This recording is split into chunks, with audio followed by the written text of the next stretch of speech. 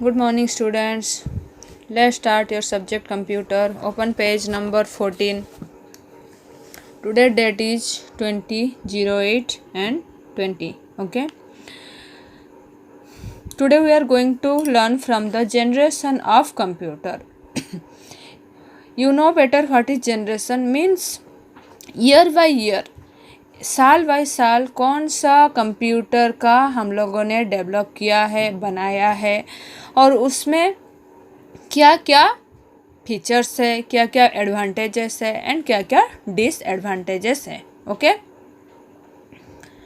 The history of computer development is often referred to in reference to the different generation of computing device. Each generation of computer is characterized by a major technological development that fundamentally change the way computers operate, resulting in increasing smaller, cheaper, more powerful, and more efficient and reliable devices. Learn about each generation and the development that led to the current device that we use today. Means यहाँ पर वही कहना चाह रहा है कि generation of computer, जो computer जितनी हिस्ट्री है इसका, कब कब डेवलप हुआ है, इसका फीचर्स क्या है और इसमें क्या क्या, ये जैसे कि इसका साइज स्मॉलर हुआ है, चिपर हुआ है, मोर पावरफुल हुआ है या फिर मोर एफिशिएंट है, इसमें कितनी एक्सपेंसिव है या नहीं है, कितना रिलायबल है हम लोग हमारे लिए यूज करने के लिए. तो ये सारे चीज़ें आपका जनरेशन ऑफ कंप्यूटर्स में जितना जितना जनरेशन है उसमें डिपेंड करता है. First generation is from 1940 to 1956. This is use the vacuum tubes. Okay. First generation is from 1940 to 1956. यहाँ पर क्या यूज हुआ है? Vacuum tube. The first computers used vacuum tubes for circuitry and magnetic drums from memory and were often enormous, taking up entire rooms.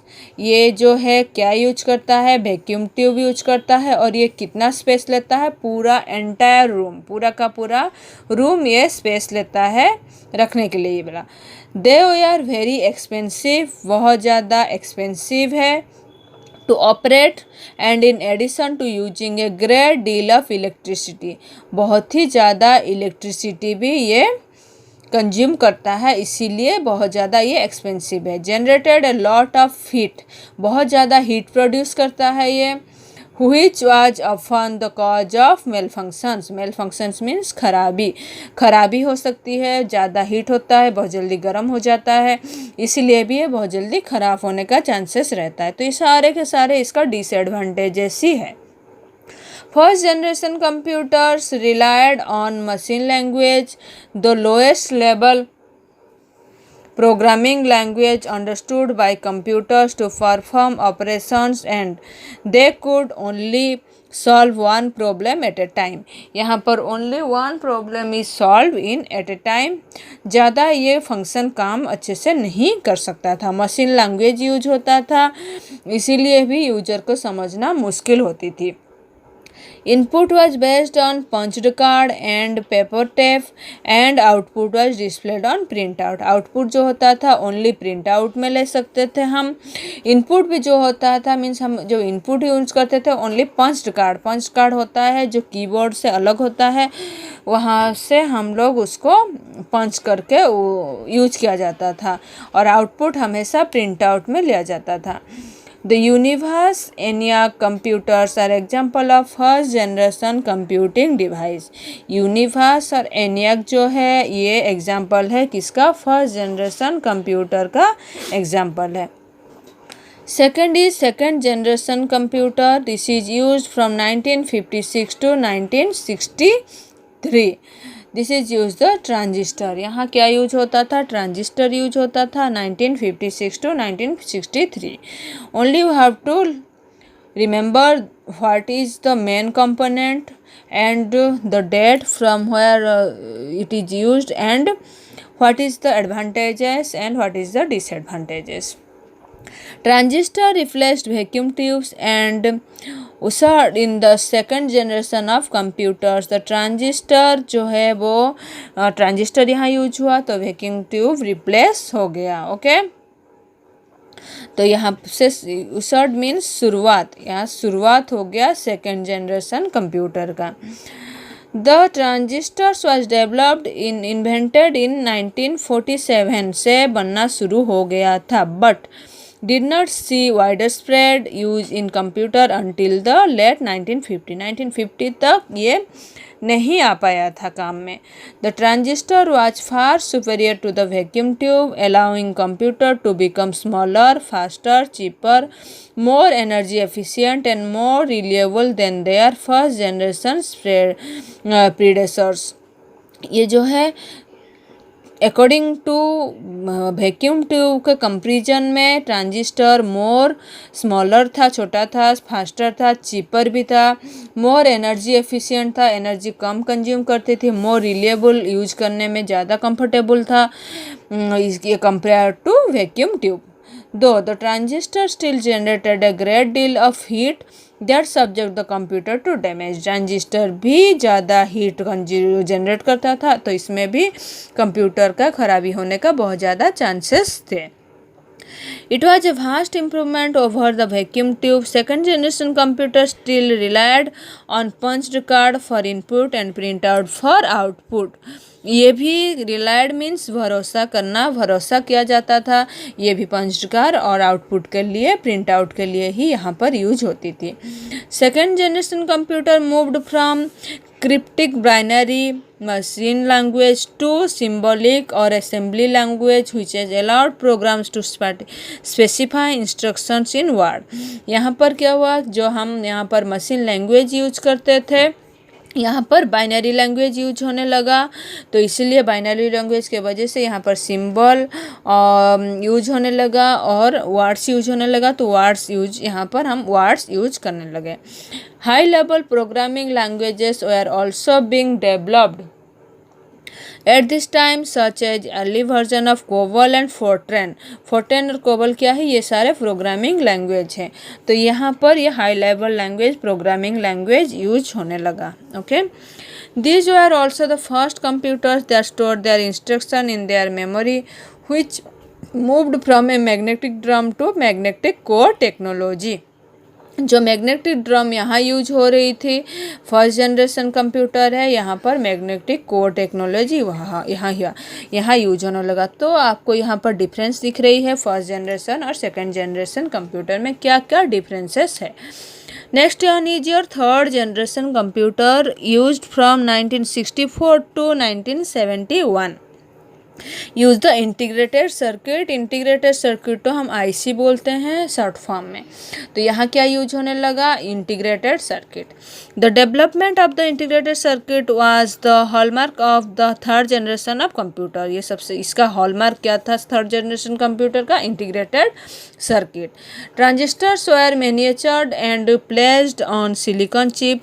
Manufacture means छोटा बन जाना, transistor को छोटा करके सिलिकॉन चिप में डाला गया. कॉल्ड सेमीकंडक्टर, इसको हम क्या बोले, semi conductor. which drastically increase the speed and efficiency of computer. यहाँ पर जब हम इंटीग्रेटेड सर्किट यूज किए तो इसका जो स्पीड है वो बहुत ज़्यादा बढ़ गया. Instead of punched card and bent out, user interacts with the third generation computer through keyboard and monitor and interface with the operating system. यहाँ पर क्या शुरू हो गया, कीबोर्ड का यूज, मॉनिटर का यूज और ऑपरेटिंग सिस्टम का यूज यहाँ से शुरू हुआ थर्ड जनरेशन कंप्यूटर से. which allowed the device to run many different applications at one time with a central program that monitor the memory. Computers for the first time become accessible to a mass audience because they were smaller, cheaper than their predecessors. Means यहाँ से सबसे ज़्यादा computer use होने लगा audience में. Means user बहुत ज़्यादा use करने लगे कंप्यूटर का, क्योंकि यहाँ पर इजी हो गया, कीबोर्ड मॉनिटर आ गया काम करने के लिए, ऑपरेटिंग सिस्टम यूज हुआ. ओब्वियसली ये छोटा भी बन गया, इजी हो गया काम करने के लिए, स्मॉलर हो गया, सस्ता हो गया, चीपर हो गया, तो सबसे ज़्यादा यहाँ पर यूज होना शुरू हो गया। Next one is your 4th generation computer 1971 to present date, means आज तक यूज होता आ रहा है 1971 से। इसमें यूज हो रहा है आपका मेन जो है micro processor. The microprocessor brought the 4th generation of computer as thousands of integrated circuits were built onto a single silicon chip. What is the first generation filled an entire room could now fit in the palm of the hand. यहाँ पर जो integrated circuit, बहुत सारे integrated circuit को एक single chip में डाल दिया गया, माइक्रो प्रोसेसर यूज होने लगा। और जो फर्स्ट जनरेशन कंप्यूटर में जैसे एंटायर रूम ले रहा था कंप्यूटर रखने के लिए, यहाँ पर ओनली ए सिंगल प्लाम मीन्स एक हथेली में ही आपका कंप्यूटर आने। The Intel 4004 chip developed in 1971 located all the components of the computer from the central processing unit and memory to input-output control on a single chip.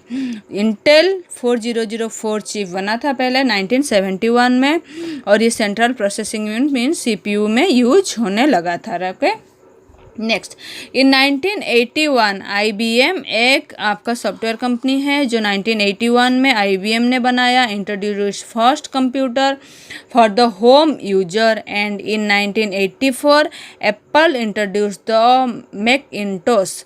1984 में Apple बनाने लगा उसका first computer Macintosh.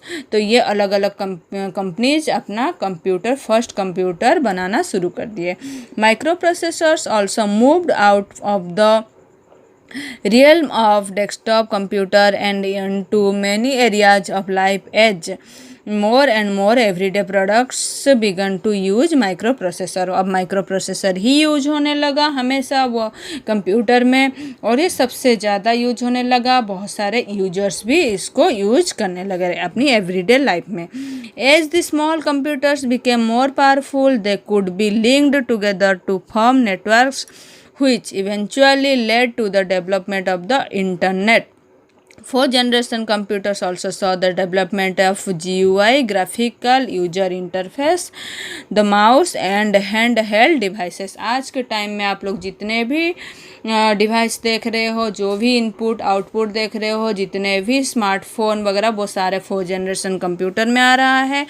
तो यहाँ पर आपका internet का भी यूज होने लगा, डेवलपमेंट होने लगा, और GUI process, mouse, cordless mouse, ये सारे चीज़ों का अब यूज होने लगा। Okay, next is your 5th generation present and beyond, mean आगे को आने वाला, और प्रेजेंट में कुछ जगह यूज हो रहा है, हर जगह नहीं। यहाँ पर होने लगा artificial intelligence. Artificial intelligence means ये रोबोटिक हो गया आपका।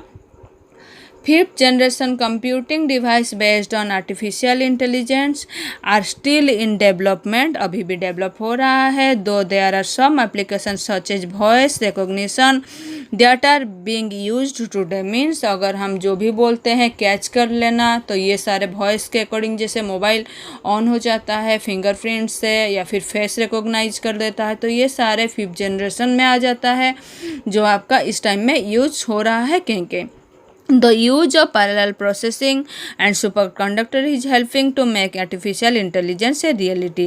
Quantum computation and molecular and nanotechnology will radically change the face of computers in years to come. The goal of 5th generation of computer is to develop devices that respond to natural language input and are capable of learning and self-organization। यहाँ पर जो बनाना चाह रहे हैं, जो भी हमारे scientist हैं, वो जो बनाना चाह रहे हैं वो है कि फेस को रिकॉग्नाइज करे, अपने से काम करे, जो आप सोचो उसके अकॉर्डिंग काम करे। तो ये सारे चीज़ें आपका 5th जनरेशन कंप्यूटर में आएगा जो आर्टिफिशियल इंटेलिजेंस में। ओके, तो I think you understood better the chapter and the जो आज मैंने क्लास लिया आपको अच्छे से समझ में आ गई होगी। तो आप इसको जो मेन पॉइंट्स है प्लीज़ केयरफुली इसको रीड करो और याद करने की कोशिश करो। Okay, today class is over, have a nice day.